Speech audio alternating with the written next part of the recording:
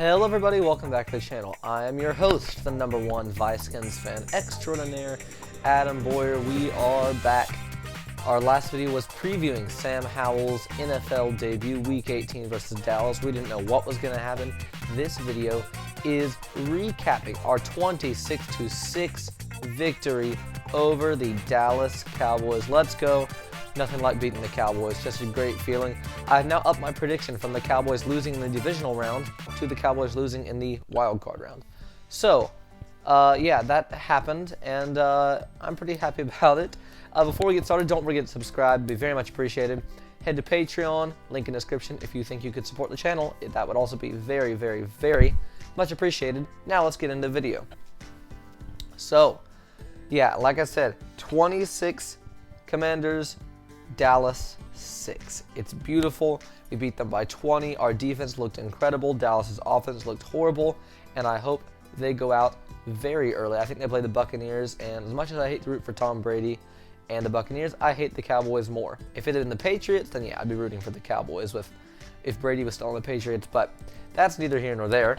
Go Buccaneers. I don't think they have a slogan, but go Buccaneers. And yeah, Cowboys, as soon as you're out of the playoffs, the better for me. And so, yeah, let's get into this recap. Sam Howell, rookie, 5th round pick out of UNC. I got it right there last time I said he was out of North Carolina State. My apologies. He outdueled Dak Prescott in his first ever game. His first ever pass is a touchdown pass to Terry McLaurin. Carson Wentz can't even imagine that in his wildest dreams. Terry who, says Carson Wentz, who should not be on the team. Hopefully he is not come next couple days. But, again, that's getting sidetracked. Sam Howell, NFL debut, 11 of 19. It's a 57.9 completion percentage, 169 yards, 8.9 yards per attempt, 1 touchdown, like we already mentioned, and then 1 interception. Yeah, it was a bad interception. It was, I was going to say to his credit, to his uncredit, I don't know what the word is.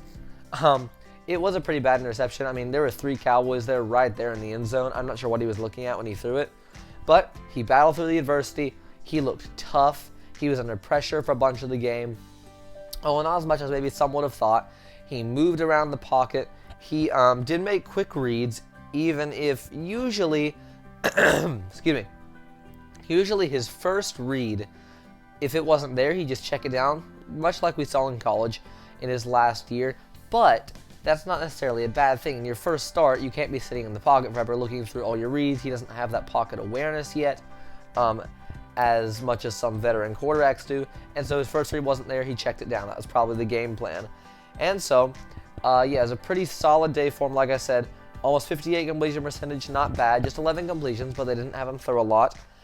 Jarrett Patterson took a lot of the load, 17 carries, 78 yards. I didn't even realize he was back on the team. I'm very glad he is, though. We need to get this man on the roster. I love using him. Jarrett Patterson is so tough. The way he just keeps those legs turning, he can get lost in the middle of the piles because he's a little guy. But yeah, 17 carries, 78 yards. That took a lot of the load off Howell. Jonathan Williams had 14 carries for 32 yards. The running game was not great, but it was efficient enough to where it kept the Cowboys respecting it, set up the play action, and gave Howell some time. Back on to Howell. Like I said, he made his quick reads. It was a continuation of what we saw in college. He deep passes, beautiful, absolutely beautiful. He passed very accurately. His deep passes were awesome. It seems like if we can develop him, he could be the best of both worlds between Carson Wentz, who has the arm strength, and that's about it going for him, and then Taylor Heineke. He gets the accuracy in there. He gets the deep strength, deep ball strength of Wentz, and the athleticism of Heineke, and kind of that toughness, both mentally and physically. The team seemed to rally around him. Offensive line gave him great protection. Very optimistic about Sam Howell. I just like to smile. Smiling's my favorite. Moving on to other parts of the team, we already mentioned Jarrett Patterson and Jonathan Williams taking a lot of the load off of Howell. Terry McLaurin was the leading receiver with 3 receptions for 74 yards and a touchdown. Jahan Dotson was close behind at 3 receptions for 72 yards. Very great. I'm not going to say great, but a very good, very optimistic rookie year for Jahan Dotson. I think he could turn into something special. Logan Thomas had 2 receptions for 16 yards. He was our 3rd receiver. A little bit of a down year for Logan. Even when he was healthy, it was a little bit disappointing to see him not produce more. But oh well. Would have been helpful to have him produce a little bit more. But hey, what you gonna do about it? We got an 8-1 record. It was not a terrible year, not a lost cause. Wouldn't actually be surprised to see the Commanders draft a tight end or try to cultivate and kind of groom John Bates into being the #1 tight end. Moving on to the Cowboys. Dak Prescott, boo, boo. The crowd rains down their boos. 14 of 37, a 37.8 completion percentage. 3.5 yards per attempt, just 128 yards passing, 1 touchdown, 1 interception, which was a pick 6 by Kendall Fuller, his second of the year. Dak looked inaccurate all game. He was late on throws. He was under pressure. He looked hurried. He did not look comfortable at all, and it made me happy. I'm just saying, it made me very, very happy. Prescott looked horrible. Our defense looked incredible, and because they were playing from behind for so much of the game, thanks in large part to the Brian Anger muffed snap and the, I just forgot his name, the Cowboys kick returner, his muffed punt. Man, I know his name. That's going to drive me crazy. Oh, well. What you going to do about it? But because they were playing from behind for so much of the game, Tony Pollard had just 7 carries for 19 yards. Ezekiel Elliott had just 8 carries for 10 yards. We kept him in check for both of them in check for so much of the game. Elliott, I would not be surprised to see him traded away this offseason. I think Pollard is the default starting running back for sure next year for Dallas. But yeah, we kept their running game bottled up. They had to rely on the pass, and it did not work. We were able to tee off on Dak, had good coverage. Remember, not all our starters were playing. All of Dallas' starters were playing for the vast majority of the game, and it was awesome.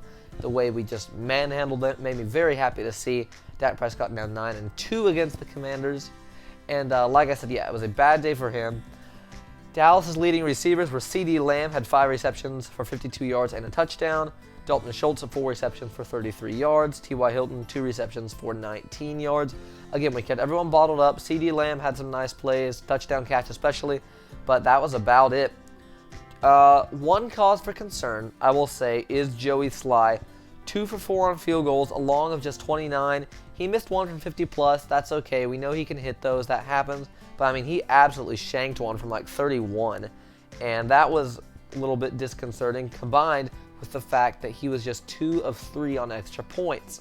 So yeah, a little bit worrying, but I still like Joey Sly. He's had a pretty solid season. He did not miss many crucial kicks and many momentum-killing kicks like Dustin Hopkins used to do for us. But yeah, that's one cause for concern. We could look in the draft offseason, see if there's any kickers available, maybe even swing a trade for one. I don't know. But I'm not too worried about Sly just yet. Overall, just a solid game all around. One of our best games of the season. If we had just started Taylor Heineke, maybe even Sam Howell, last week versus the Browns, or if we had never even traded for Carson Wentz, who knows? We could have 9 or 10 wins right now. We'd be in the playoffs as the 7 or 6 seed. Even if we had just started Heineke or Howell last week versus the Browns, we probably would have won that game. What? And we would be in the playoffs right now. But oh well, again, what are you going to do about it? It is what it is. Washington 26, Dallas 6. What are our 3 main goals heading into the offseason? First of all, cut Carson Wentz. Get him out of here. I don't want this guy on the team another week. And then, secondly, perhaps most importantly, not most importantly, third one's upcoming. We either build around Sam Howell, build to his strengths, draft to his strengths, try to groom him into that franchise quarterback we've been looking for, or we go ahead and we still draft a quarterback in the first or second round of this draft. C.J. Stroud, Bryce Young, we'd probably have to trade up to get them. Will Levis possibly.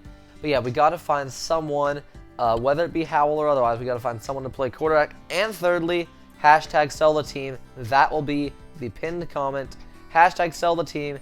Get it going. We're trying to get it trending as much as possible. Dan Snyder, you've got to go.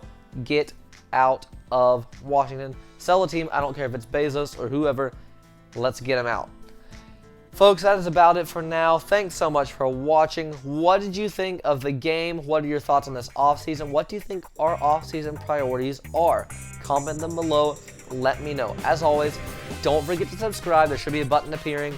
Other videos you might enjoy around the screen. They're somewhere around here. Yeah, click on those if you want more content. Be very much appreciated. As always, don't forget to like, subscribe, share the video if you think someone else might enjoy it as well. I'm the Vikings fans. Folks, it's been a great season. I'm out of here. See y'all later. Thank you for watching.